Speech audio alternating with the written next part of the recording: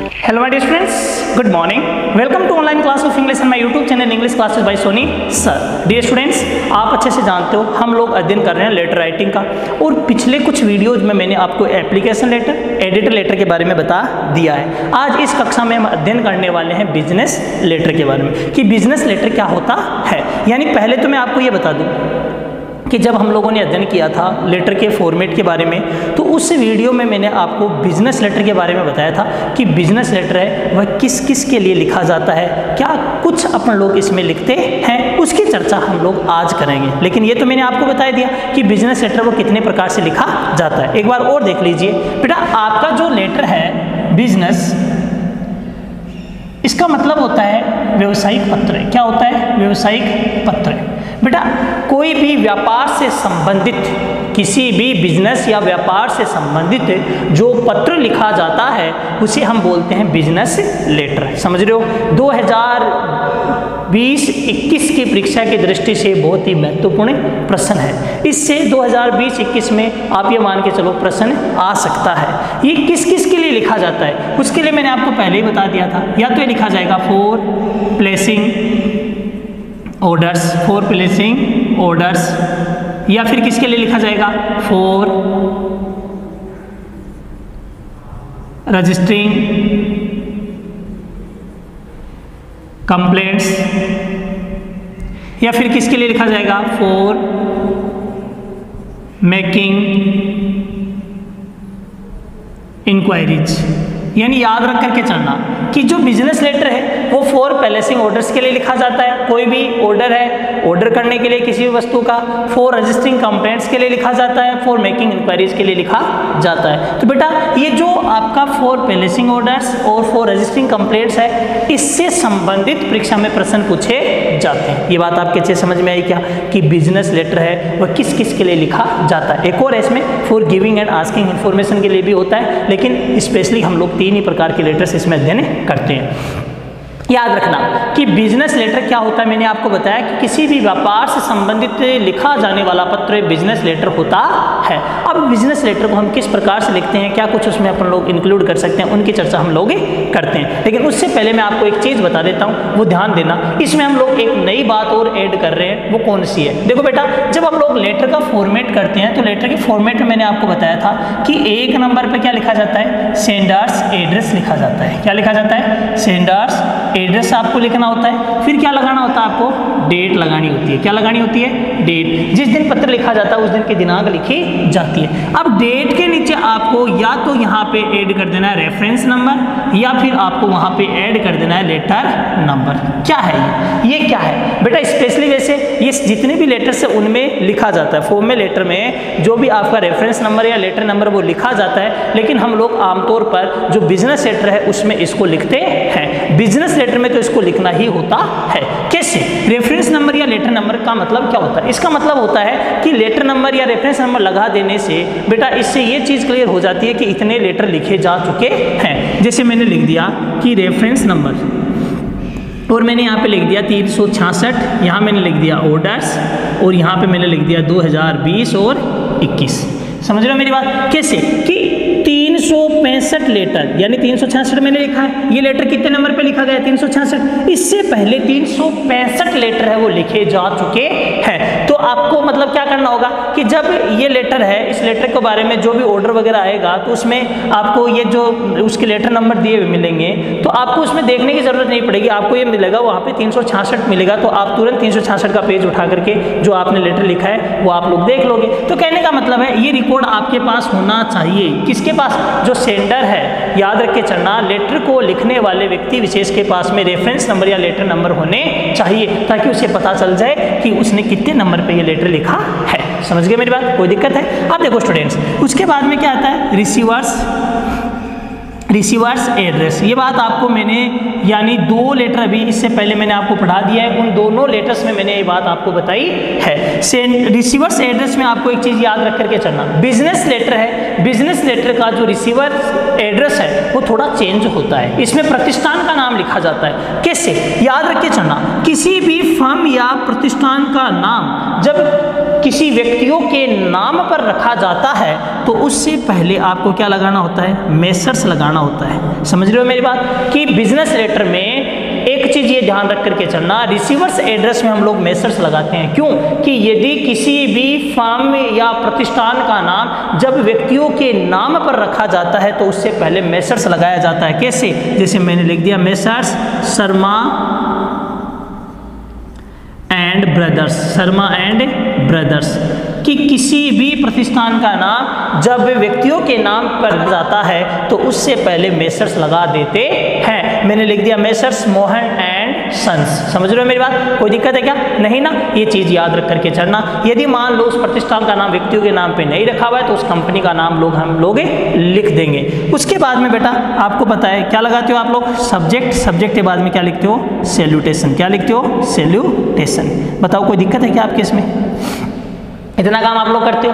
अब देखो बेटा, इसके बाद में हम लोग चर्चा करते हैं सबसे पहले फॉर पैलेसिंग ऑर्डर्स। क्यों? क्योंकि जो बिजनेस लेटर है, बिजनेस लेटर में पैलेसिंग ऑर्डर्स है वो अलग टाइप से लिखा जाता है, और रजिस्टरिंग कंप्लेंट्स और मेकिंग इंक्वायरीज है, इनको तो हम लोग ये मान के चलो कि कॉमनली एक या दो लाइनों से, ये स्टार्टिंग लाइन्स है, स्टार्टिंग लाइन इनमें हम लोग दोनों में सेम काम में ले सकते हैं, लेकिन पैलेसिंग ऑर्डर्स वाली लाइन इनमें हम काम में नहीं ले सकते। तो याद रख के चलना, हम लोग सबसे पहले अध्ययन करते हैं बिजनेस लेटर, और बिजनेस लेटर में हम लोग अध्ययन कर रहे हैं फॉर पैलेसिंग ऑर्डर्स का। तो बेटा देखो, फॉर पैलेसिंग ऑर्डर्स है, पैलेसिंग ऑर्डर्स वाला जो लेटर है उसकी स्टार्टिंग लाइन कौन सी होती है, क्लोजिंग लाइन कौन सी होती है, उनकी हम चर्चा करते हैं। तो देखो स्टूडेंट्स, अपना जो टॉपिक है वो है for placing orders.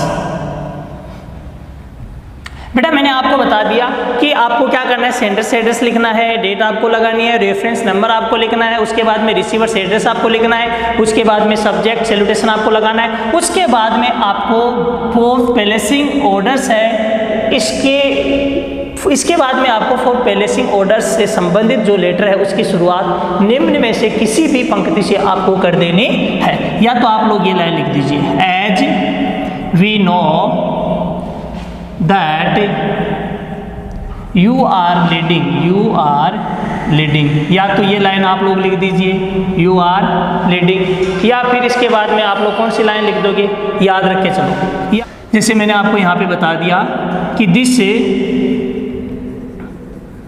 refers to you, this refers to you, यहाँ पे आपने लिख दिया लेटर नंबर और यहाँ पे लिख दिया डेटेड, या ये लाइन आप लोग लिख दीजिए। यदि ये लाइन आप नहीं लिख रहे हो तो इसके बाद में ये लाइन भी आप लोग लिख सकते हो कि we write to invite your attention, we write to invite your attention to, ये लाइन आप लोग लिख दीजिए। यदि आप ये लाइन भी नहीं लिख रहे हो तो आप ये लाइन लिख दीजिए, this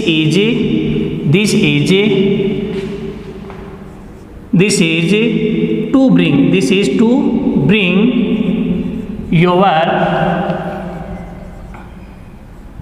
kind notice, this is to bring your kind notice that, this is to bring your kind notice that. आप इस लाइन से इसकी शुरुआत कर सकते हो। बताओ ये बात आपके समझ में आई नहीं आई क्या, कि फॉर पैलेसिंग ऑर्डर्स है, इससे संबंधित जितने भी जो लेटर्स होते हैं उनकी शुरुआत या तो हम लोग कर देंगे as we know that you are leading, या फिर this refers to you letter number और डेटेड, या फिर आपने कर दी we write to invite your attention to, या फिर हमने कर दी this is to bring your kind notice that. इन लाइन से हम लोग इनकी शुरुआत कर देते हैं। अब स्टूडेंट्स ध्यान दो, यदि मान लो आप इन लाइन से इसकी शुरुआत नहीं कर रहे हो तो मैं आपको कुछ और पंक्तियां बता रहा हूं, उन पंक्तियों से भी हम लोग पैलेसिंग ऑर्डर्स से संबंधित लेटर्स की शुरुआत कर सकते हैं।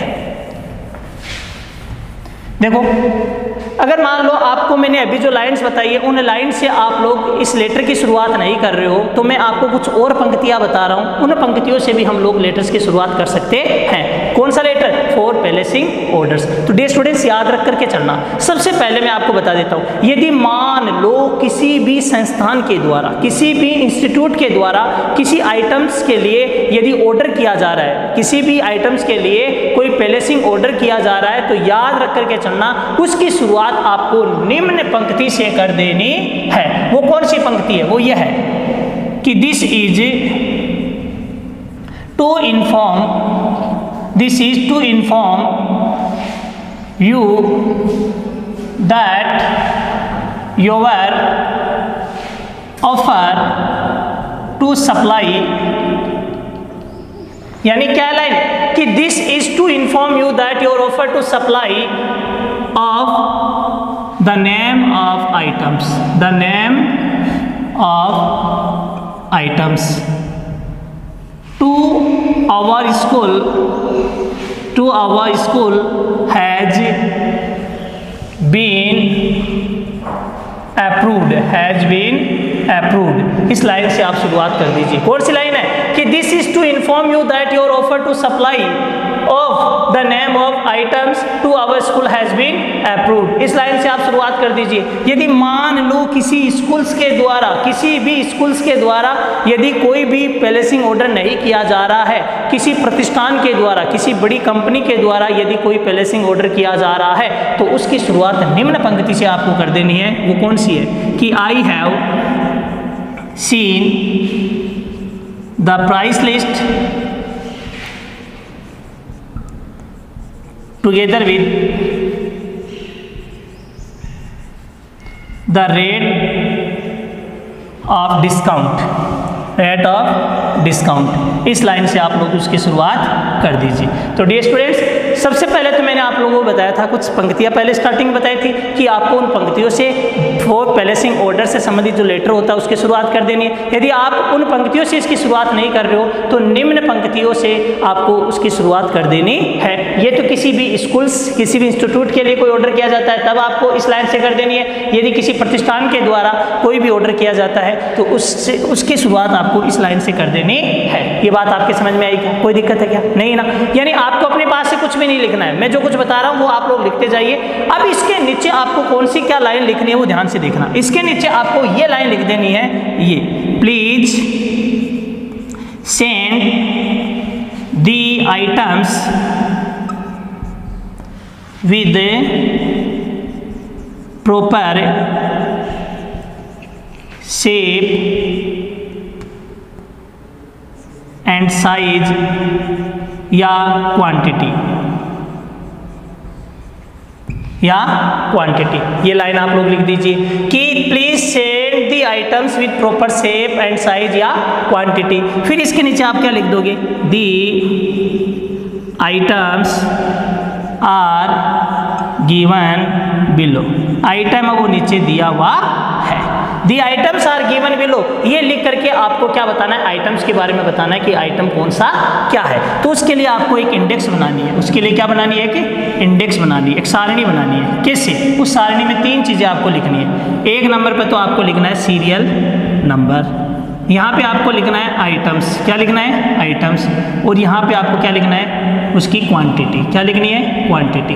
यदि आप लोग बताना चाहो तो यहाँ पे उसकी क्या बता सकते हो? साइज भी बता सकते हो। समझ रहे हो मेरी बात? यानी आपको सीरियल नंबर, आइटम्स, क्वांटिटी और बाद में क्या लिखना है? साइज। आपने लिख दिया 1 नंबर, 2 नंबर, 3 नंबर, 4 नंबर। अब आइटम, इस मान लो कोई स्पोर्ट्स आइटम का आप लोग ऑर्डर कर रहे हो। स्पोर्ट्स आइटम में आपने लिख दिया बॉल, मेट, स्टम्प्स, ठीक है। और उसके बाद में आपने लिख दिया उसमें बेट, ये आपने लिख दिया। यदि आप बुक्स के लिए आप ऑर्डर कर रहे हो तो आपने यहाँ पे क्या लिख दिया? हिस्ट्री बुक, पॉलिटिकल साइंस, जो भी आप बुक्स मंगवा रहे हो उस बुक्स का नाम यहाँ लिख दीजिए, उनकी क्वांटिटी आप लोग बता दीजिए। साइज लिखने की उसमें ज़रूरत नहीं है। तो डियर स्टूडेंट्स, इस प्रकार से आपको इंडेक्स बनानी होती है। फिर इसके नीचे आपको ये लाइन लिखनी होती है कि दी आइटम्स, यदि मान लो वो क्या है, आप बुक्स का ऑर्डर कर रहे हो तो क्या लिख दोगे?